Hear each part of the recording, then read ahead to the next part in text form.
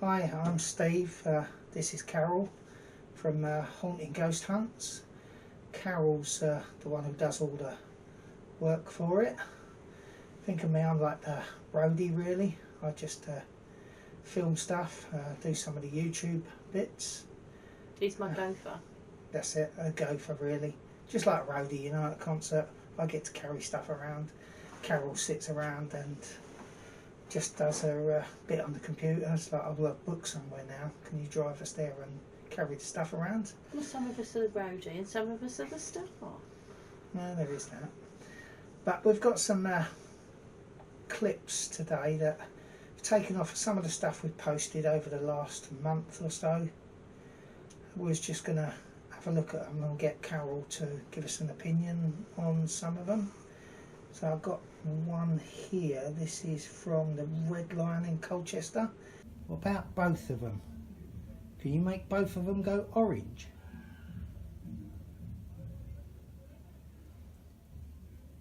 You only got enough energy to make one go orange.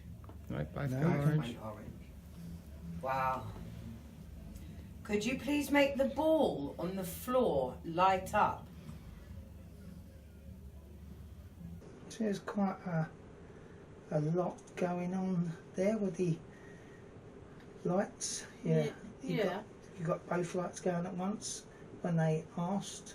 Yeah, but it is interesting that both lights are going, but you've put them right next to each other. What's interesting is that they don't mirror each other, so one will go more than the other. So that's quite interesting, because they should, if it was a false positive, they should really be picking up the same EMF signal, so they would register the same. But they're not. One's lighting up and one's not, so it's quite interesting that they're not both going in conjunction with each other. Yeah, because I mean, they do have just. If you go back, someone just go onto the stuff what was posted from the Red Lion in Colchester. You can see it. This is just a little clip from it. But they do have that one of them's going. Then they ask, can you light up both of them, and both of them light up. Then it's like, can you light up one, and one lights up. But you just have to go on to the Red Lion Colchester clips and have a look at it. Well, it would have to be quite a focused EMF field for two K2s to be together like that, and one to be lighting up and the other one's not. So that would kind of insinuate that the EMF field is quite a short, narrow band. So in theory, that could be a spirit interacting with it, but literally just touching one rather than touching both. Does that make sense? Yeah. So if the band that is picking up is just the width of a hand, if you're only touching one of them with one hand, it's only picking up on one K2. It's not something that it's picking up from the room. Does that make sense? Yeah. But also took this one off with the ball on the bed. Have a look at this one. It's in the same room. Mm-hmm.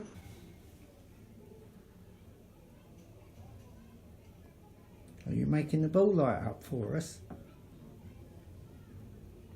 See, that's the same thing. It's on a bed. Yeah. Normally, them balls only light up on a flat surface because I know they have to move. Yeah. But that's on a bed, which it's sunken into, so it's got to be quite difficult to get that to light up. If you try it on a bed, if you've got one at home, try it. To make it light up on a bed like that, you've actually got to like physically push it with your finger. Yeah.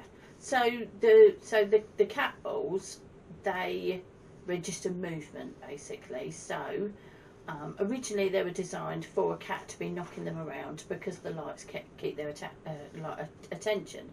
But you can, in theory, put them on a table, and then you can, in theory, have someone moving that table ever so slightly and have the cat balls go, because they're picking up the movement.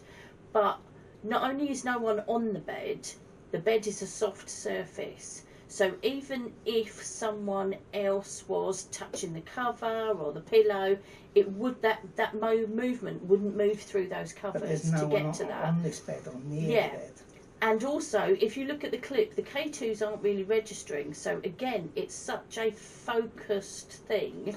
It's almost like something's just physically touching the ball. It's not the bed moving. It's not the covers moving. It's not someone moving something around. It's just that cat ball lighting up. Something's just interacting with that cat ball. Yeah. So, I mean, there's a couple of little clips that we got from the Red Lion. Okay. I've got some here from Finchinfield as well with the lights. Oh, K2s, yeah. Are you playing around with us?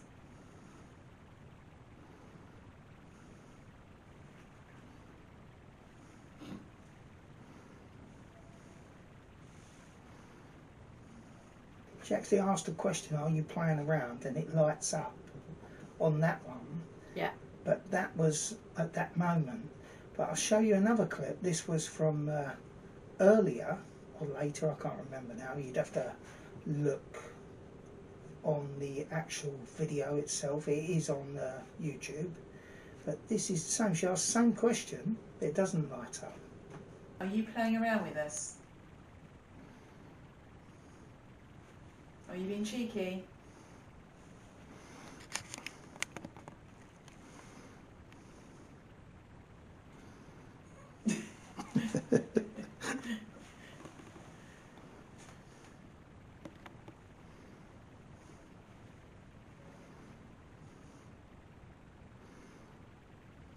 See if you look at that. She asked the same question, and then she asked, "Are you being cheeky?" and it lit up.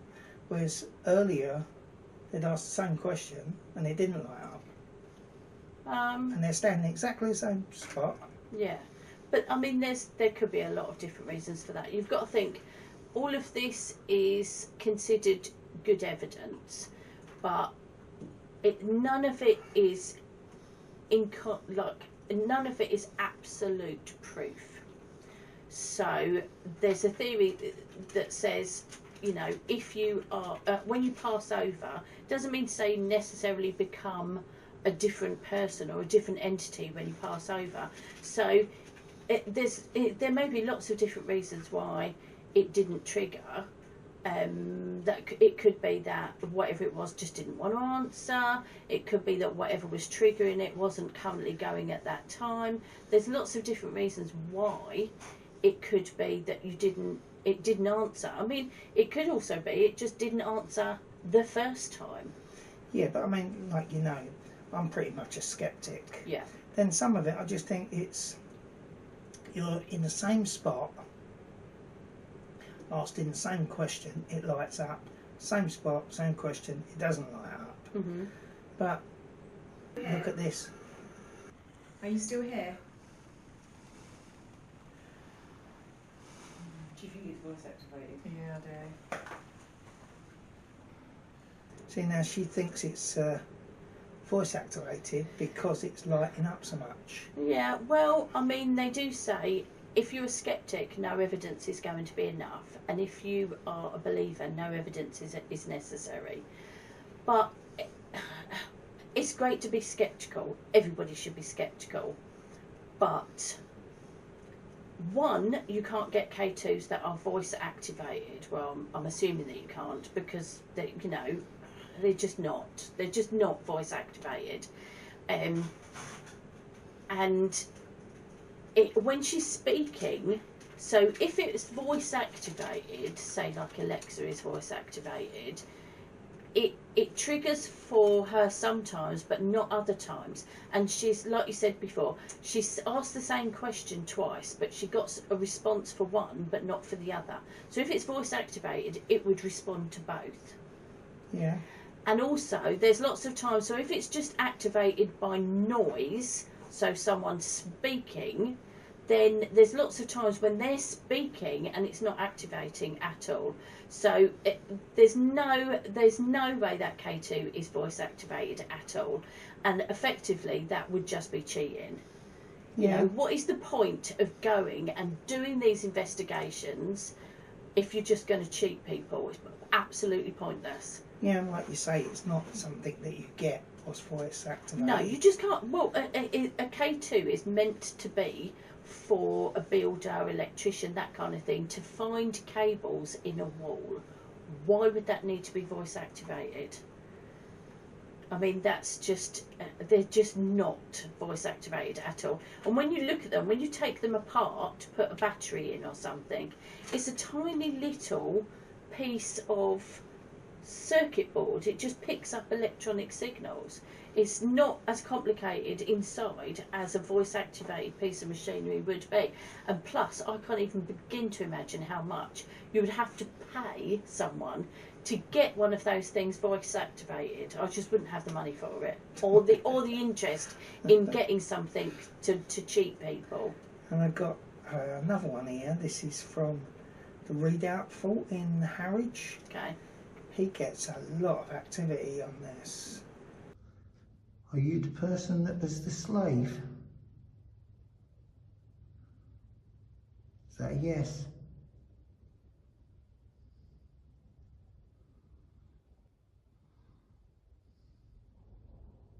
Was you a prisoner? I've never seen it do that before. No, that's weird. Is there more than one of you?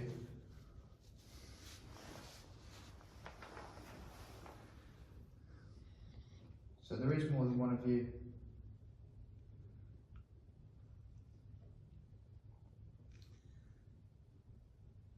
Were you all kept prisoner here? I mean, like that one, that just keeps going. Yeah. I was actually with him on that particular evening, and we must have been in there for a good 15, 20 minutes. Yeah. Asking questions, but it seemed to really respond to Lewis, the guy like with the K2, because it wasn't. He got the most in the cells, but it was a lot of the rooms we was going to. Yeah.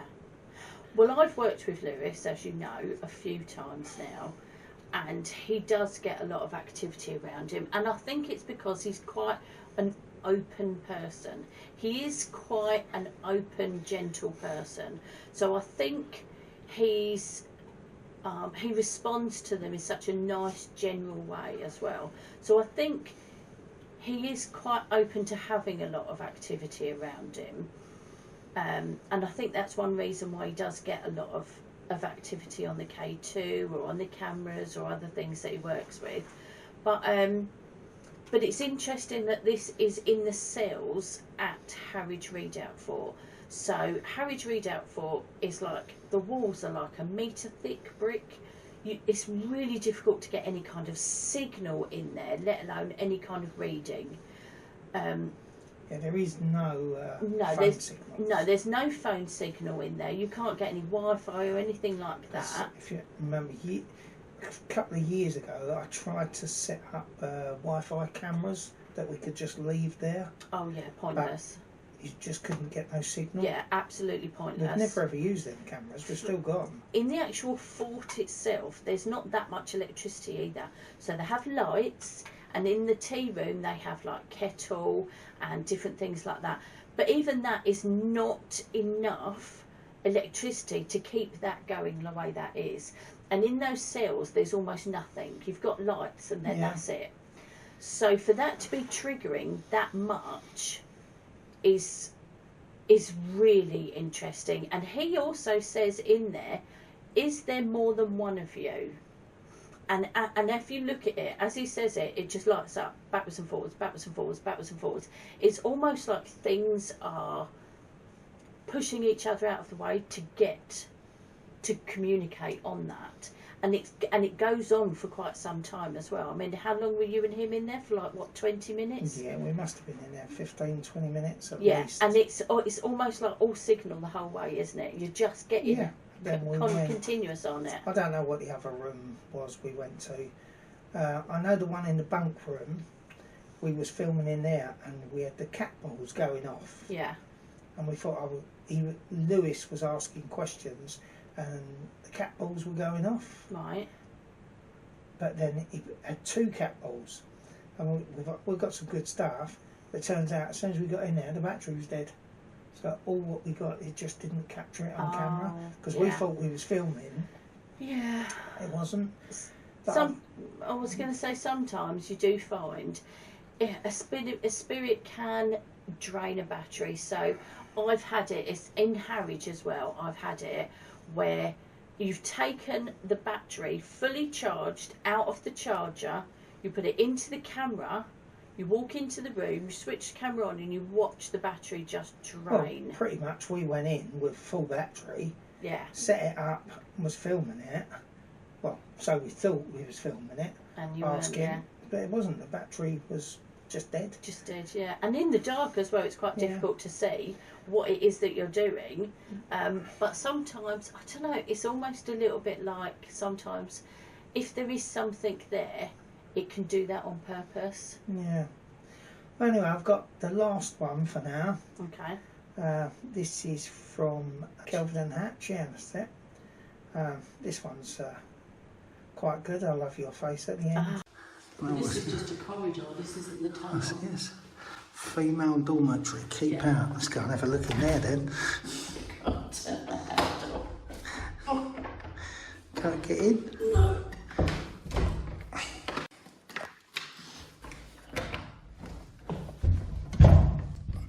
Well, you went in it just now. You did. Right, okay, that's it, I'm done. That's I mean, that's pretty good. But if you look at that door, I'll play that little bit again. It is almost like something is pushing the door back. Because you've got to think, we was in this room already. We were shown around this room.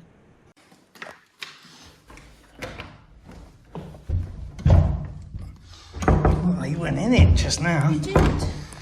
See what I mean? It's just like something is pushing it back from the Yeah. other side.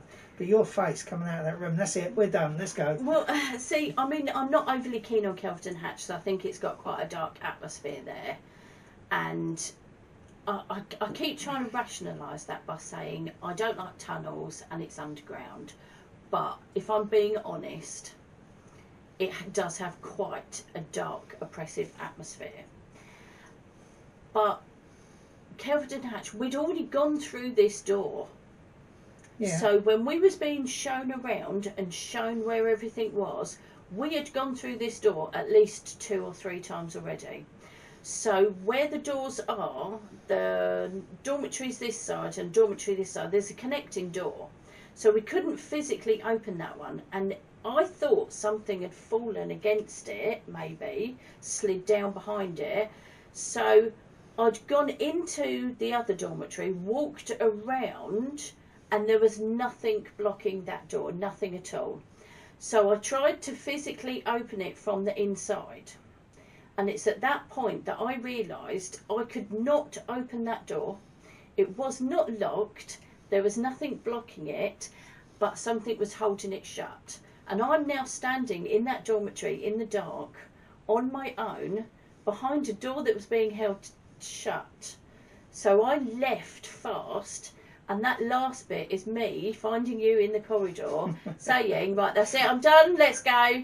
Because Kelvedon Hatch is, I think, some people love it, but I think it's quite scary. So, and I don't use that lightly. I don't often get scared. I do enjoy doing ghost hunts. Kelvedon Hatch is my kryptonite. Well, that's pretty much it for now. We could do another one at some point if anyone's interested. You'll have to put it in the comments down the bottom. And if you've got any comments about any of this, what we was just discussing, put it in the comments. We can see them. We will try and reply to as many as we can.